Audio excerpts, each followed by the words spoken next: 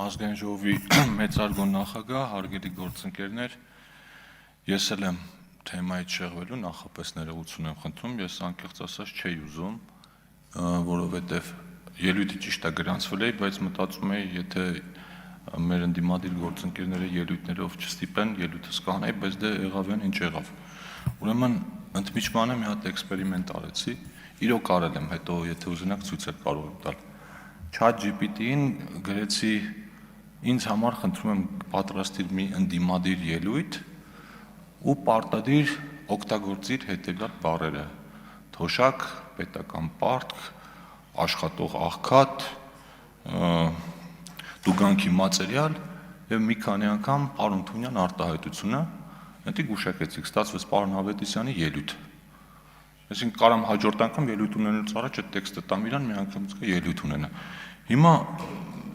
ինձ ասում են, մեկ-մեկ ասում են ինչի համար ես հակադարձում, որովհետև իրականում ժամանակի կորուստ է, բայց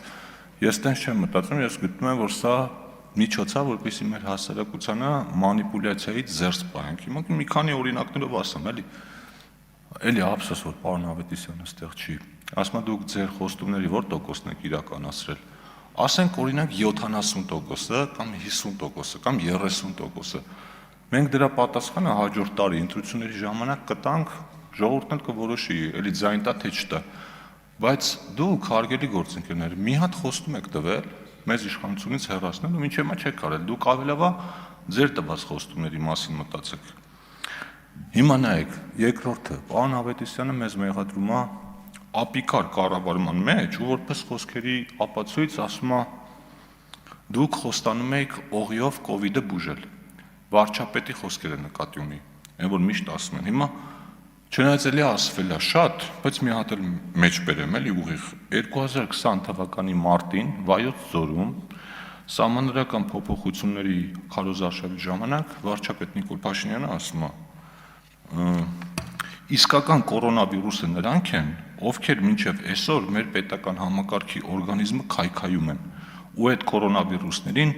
հատիկ-հատիկ պինցետով հանելու ենք տնական արաղով դեզինֆեկցիա անենք։ Հիմա եթե փորձի համար դուրս գանք փողոց, նա 5-րդ, 6-րդ դասանի ցանկացած երեխայի համար այս տեքստը կարդանք ու ասենք ինչ հասկացար, կհասկանա, որ այս երևույթը, այս արտահայտությունը ոչ թե կովիդը բուժելու մասին է, այլ կոնկրետ անձանց մասին, որ մի քիչ քաղաքականությունից գլուխ անի կիմանա, որ ձեր շրջապատի անձանց մասին է հիմնականում խոսքը։ Հիմա դուք 5 տարի որ սա կրկնում եք, իրոք չեք հասկանում, հիմա պարոնին ասեմ, դուք խոսում եք ինտելեկտը վիրավորելուց ու մանիպուլացնելուց։ Ուզում եմ հասկանամ, այդ արտահայտության իմաստը իրոք չի ընկալվել մինչև հիմա։ Եթե հիմա այս խոսքերից հետո էլ որ կրկնվի, կնշանակի չի ընկալվում։ Նաև պարոն Մինասյան, դուք էլ եք խոսում ընդդիմադիր համայնքապետերի մասին, երեկ էլ ձեր գործընկերներից էլի մեկը խոսում էր, չեմ հիշում անունը, ով ու փորձում եք ներկայացնել, որ բոլոր ընդդիմադիր համայնքապետերի նկատմամբ քրեական գործեր են հարուցվում։ Երեկ պարոն Ռուբինյանը ոչ ամբողջական ցանկը կարդաց եւ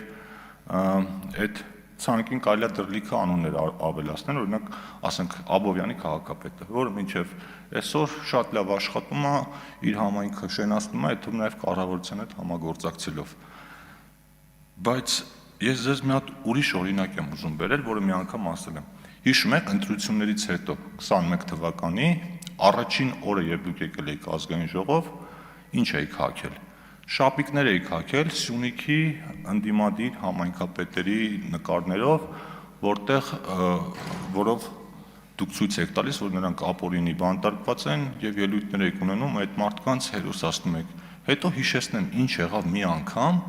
երբ Քաջարյանի քաղաքապետը համարձակվեց, որի նկարը էլի կար,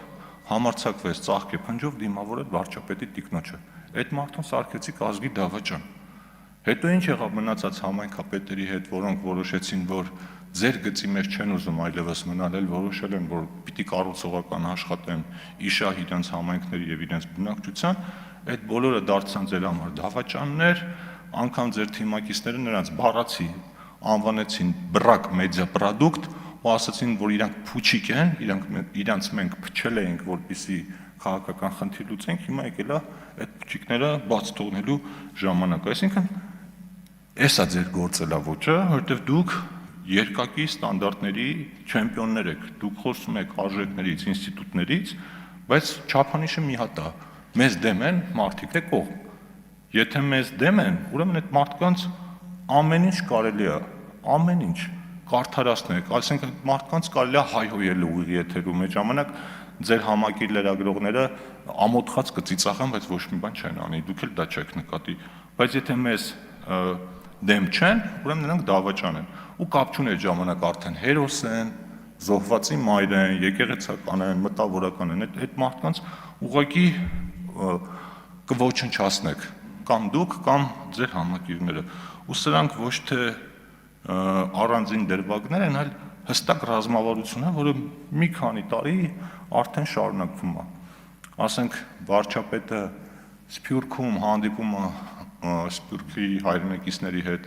խոսում է ցեղասպանության մասին ու հարց է բարձրացնում, ասում եկեք մտածենք, ոնց եղավ, որ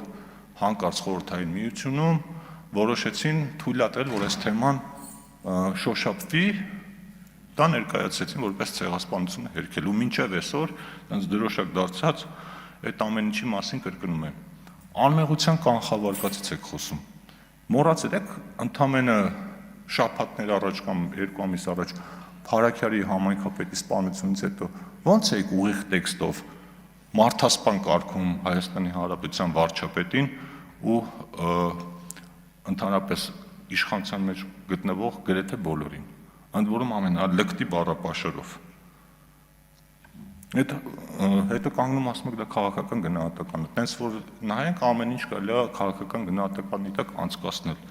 Ու հասկացանք, որ ընդդիմություն եք, պիտի քննադատեք, բայց ամեն ինչ չի կարելի սևացնել։ Ես նայում էի մի քանի օր առաջ Լուվրից կատարված գողության մասին ռեպորտաժեր, նայում եմ իրենց ընդդիմադիր Լպենի հայտարարությունը, ասում է հիմա իրար մեղադրելու ժամանակը չի, վատ բան է տեղի ունեցել, պիտի իրար հետ մտածենք, ոնց անենք մեր անվտանգության համակարգերը բարելավենք։ Ես պատկերացնում եմ ինչ կլիներ, եթե դուք իրանց տեղը լինեիք կամ մեզ մոտ նման բան լիներ։ Ասենք մեզ կմեղադրեիք ուղիղ այդ գողությունը կազմակերպելու մեջ։ Ասում եք 37 թիվն է։ Ուրեմն որ ալիքը շրջում ես, ձեզնից կամ ձեր համակիրներից մեկը նստած առավոտից իրիկուն մեր մասին ամենավերջի բառապաշարով ինչ ասես խոսում է։ Սենց որ ալիքների վրայով անցնում եք, որ պատահական ընկնում եք H2-ի վրա, մի 90% հավանականությամբ պարոն Դանիելյանին կտեսնեք։ Ու պարոն Դանիելյանը նենց բառապաշարով մեր մասին կխոսա, որ ինձ թվում է պարոն Դանիելյան, ձեզնից 2 հատ կա։ Մեկը իրականը, մեկը Անժելա Թովմասյանի կողքը նստած։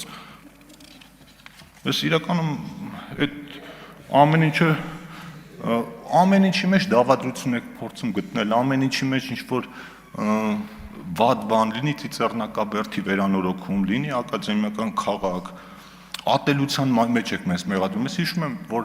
մեր ավագ գործընկեր Վիգեն Խաչատրյանը մահացել էր, ես հիշում եմ արձագանքները, տարոսը մեզ էին մաղթում, հետո գալիս եք, ասում եք ատելության խոսք եք գեներացնում, ասում եք բռնություն, այ, տեսեք ինչ բռնություն կիրառեցին։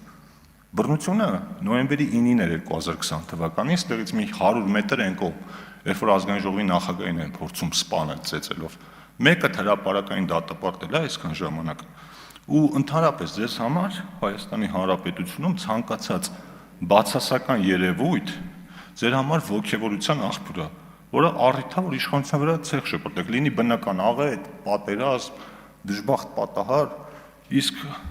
ամեն դրական երևույթ ձեզ լարվածության մեջ է գցում, որովհետև փորձում եք նախ վիժեցնել, եթե չի ստացվում, փորձում եք կասկած սերմանել, հետո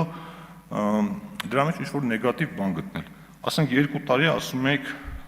խաղաղություն չի լինի, հետո ամեն շաբաթ պատերազմ եք գուժում, հիշում եմ այստեղ ելույթներ, ասում եք հրթիռները Հայաստանի վրայով թռնում են, դուք ես ինչ հարցեր եք քննարկում, հետո ասում եք պայմանագիրը վտանգավոր դրույթներ է պարունակում, հետո տեքստը հրապարակվեց, ասեցիք բանավոր է այդ ամեն ինչը լինելու, 30 տարի խոսում էիք ապաշրջափակման անհրաժեշտության մասին, հիմա ձեզնից շատերը, այդ նաև մեր նախկին թիմակիցներից շատերը լուրջ դեմքով ուզում են ապացուցել, որ ապաշրջափակումը շատ վատ բան է։ Մեկը ասում է, պարզվել է, որ ղազախական ցորեն է գալու, հարցեր են հնչում։ Մեկը ասում է, սա վտանգավոր է, որովհետև կախվածության մեջ է գցելու, մեկը ասում, բայ հետո ինչ է լինելու, մեկը կասկածի տակ է դնում ու Facebook-ում օգտատերերից մեկը էսել ասում ավարտում, այդ հետաքրքիր արտահայտություն էր արել, ասում է ոնց որ ամուսինը գատուն, կնոջը ասի աշխատավարձս բարձրացրել են, կին ասի այն չանեք, մեր հարևանի աշխատավարձը մի ամիս առաջ բարձրացրել են, 2 օր հետո ոտը ջարդեց։ Զորքանշնել ասում է սենյակից գա ասի շատ վատ բան է տեղի ունեցել, կարող է արխային ընկնեք, շատ ծախսեք, ընկնեք պարտքերի տակ։ Հիմա ամեն ինչի մեջ փոխանակ ինչ-որ մի հատ դրական բան գտնեք ու փորձեք այդ դրական հնարավորությունը ավելացնեք, ինչ-որ նեգատիվ բաներ է գտնում։ Ասելիք իրականում շատ կա, բայց ցավոք սրտի ժամանակը չհերիքեց, հույս ունեմ, որ հաջորդ խորհրդարանում մենք ունենանք իրոք կառուցողական ընդդիմություն ու հանրային ծառայությունների կարգավորող հանձնաժողովի նման կարևոր կառույցի անդամի ընտրությունը չենք վերաճի, ասենք մի քանի ժամանոց իրար քննադատելու միջոցառում։ Շնորհակալություն։ Չմոռանաք հավանել տեսանյութը և բաժանորդագրվել Civic AM-ի YouTube-յան էջին։